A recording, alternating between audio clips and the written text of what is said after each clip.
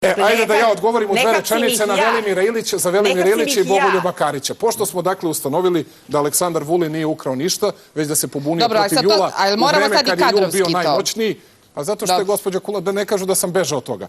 Dakle, kad je pobegao, otišao iz Jula kad je Jul bio najmoćniji i kad je to bilo opasno. Dakle, nije ukrao ništa pošto ga nisu uhapsili.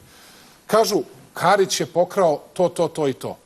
Pa protiv Karića vodite postupak, jer smo mi rekli da će da bude pušten na slobodu, da ćemo mi da nameštamo sudije kao vi. Nismo.